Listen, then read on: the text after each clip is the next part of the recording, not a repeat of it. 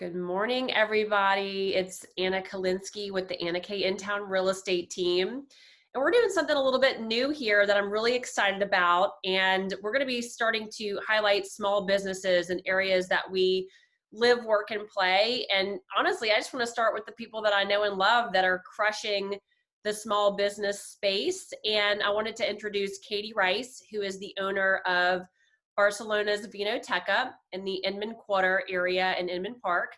And I don't really want to talk much, Katie. I just want to hear a little bit about what you're doing. And I see you're in your store. Yeah, So why don't you tell our folks a little bit about your business and what you're about and who you serve? sure.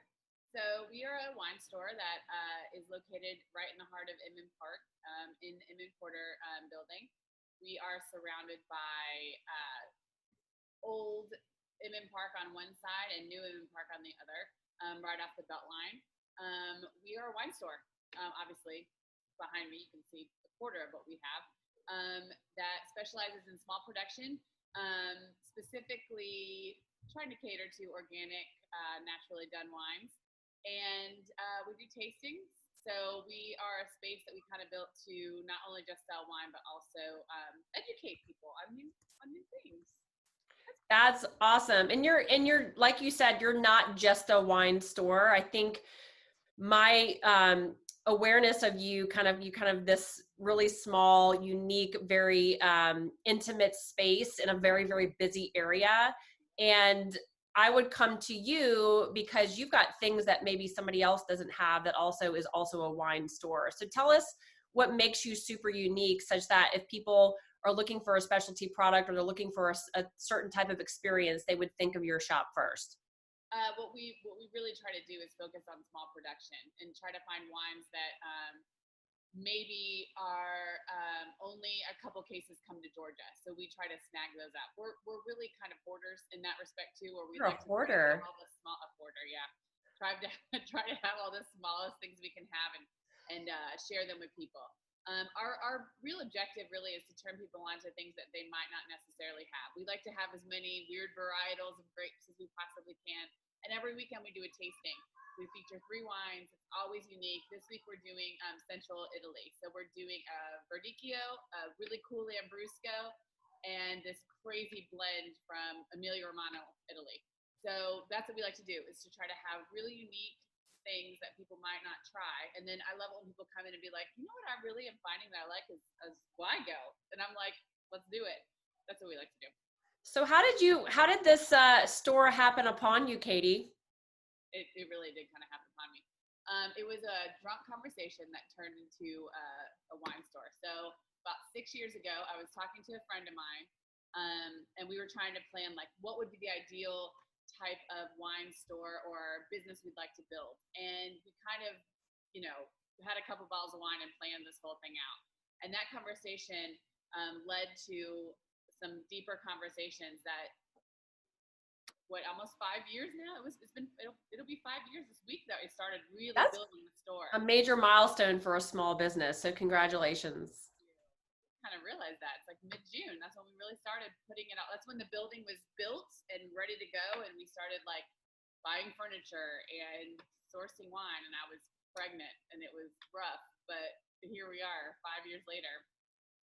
Yeah, and Super then proud of your journey. and we Well, split the so market. sorry about that. I didn't mean to talk over you.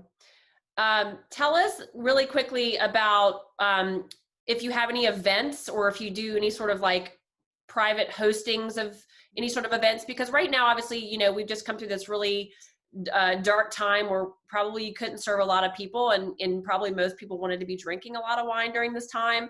So how are you serving your people during COVID? And as we sort of come out of this a little bit where people are starting to get a little bit more comfortable with getting out of the house, what are you able to do for your people in terms of gatherings? So I'll start with, March, the mid-March, this all kind of started happening, as we all know, very, very suddenly. So I remember on the 13th of March, which was a Friday, we were like, what are we doing?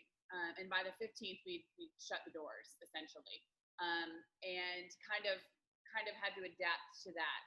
Started out with, letting people in, but being really conscientious and then not letting anybody in. And we kind of had that business model from like that week in March until last week. So in that time, we had to adapt on different ways of doing business. And it really, honestly, it's been very difficult. And I hate to say this, but it's been my most probably growing experience through the whole time we've been open, because it taught us how to really adapt in a short term. So what we did was we built an online database so people can order their wine online, which was a lot of work. We have 900 different bottles of wine. It was a lot of work. And people would call and say, Katie, I want 6 wines, or I want a case of wine. This is my budget. This is kind of what I'm into. And we'd start building these packages for people. And now that's turned into, yesterday I did 4 or 5 cases of wine. People were like, just give me this and this and this. This is my budget. And they like it that they're trying new things that they wouldn't necessarily pick for themselves. And then we keep a database of what they purchased, so we can kind of handpick the things that they've liked or disliked, and then really get a flavor of what they're into. And so that's kind of really been an adaptation. But then we started tastings last weekend. It was stressful just to be like, okay, we're opening the doors now. We're letting people in. Let's see how it works. And it was good. There were some challenges. I think with just everyone's like really excited to be out, so we had to be like, slow down. Yeah, calm it down. Well, I saw a lot of people on your patio, so I know that things are happening.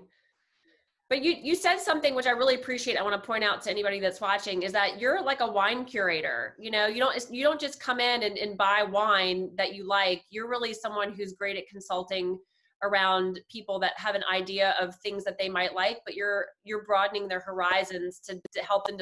You're a wine discoverer. You help people understand the taste that they didn't know that they had. And they can come in and they can have that experience in your store. So really quickly, so you guys do wine tastings? We do wine tastings on the weekends. We do private events. Before COVID, which we'll lead back into again, we did a lot of corporate events, a lot of team building. I think with people who are starting to process in that working from home environment and having to have different arenas for their friends to get together, I think we'll probably build that business more. Just because it's necessary. We were doing probably 1 or 2 a week anyways, where we'd have a group come in, they would just do a wine tasting and essentially have a meeting here, to, doing offsite events where Janine went and did a party at someone's house this weekend where, just poured wine for someone, did a little education at their house, we've had weddings in here. So, I think it'll be a while before we get to an 80-person party, but but eventually it'll get there. Well, I know my small team would like to come and have a meeting in your office, so we'll be in touch about that for sure. So tell people how to find you if they want to book a private wine tasting or a small, safely, distanced event at your store. How do they track you down? So we are located, like you said, at Inman Park. So it's 299 North Highland Avenue. My website is shopvinoteca.com. And all the information for private parties is on there. I also wanted to say too, we're on Instagram at Shop VinoTeca and Facebook as well. And that's another thing we've really adapted to doing is what you and I are kind of doing here is trying to have some content for people to like explore on their own at home too, which has been really fun. That's awesome. Yeah. What would be the number one way that somebody can support your business right now? Buying wine. Calling up here, we have different packages of wines that are kind of put together too, but honestly calling up and being like, Katie, will you throw me 6 bottles of wine together? I want 2 whites, 2 reds, and 2 rosés and have fun with it. That's awesome. All right, last question, we'll close it out. I wanted to ask you, because you're sort of an Atlanta guru, what is the most underrated place that you would say is in the Atlanta Intown area right now? It's funny because we chatted earlier. I really thought about that question. And I 5 years ago would have said Inman Park because I feel like we were just trying to find our own little hole. But right now, I have to say Memorial Drive. We went over there. My anniversary was May 25th, and so we went over to Wonder Kid. They had like a lobster meal. We went and got a lobster meal and went to Oakland Cemetery completely on we didn't know what we were doing. We're just we want some food and some whatever. So we went and sat in Oakland Cemetery and ate and walked around there for 3 hours. But that whole corridor of things that are building up and restaurants and it really is a really cool happening spot, and I'm super excited. Plus the Beltline runs right through there now. I'm excited. Plus the Beltline, yeah. And I Hashtag lived over Beltline. there for what 15 years, and it wasn't even it was much different, and Much different. Yep. yeah, it's evolved. Awesome. Well, I have so enjoyed spending this time with you, and I hope this, gets in the hands of the right people that can come and support your business, but really also just enjoy some really great wine. So I appreciate you taking the time with me. Thanks for hanging with me. Yeah.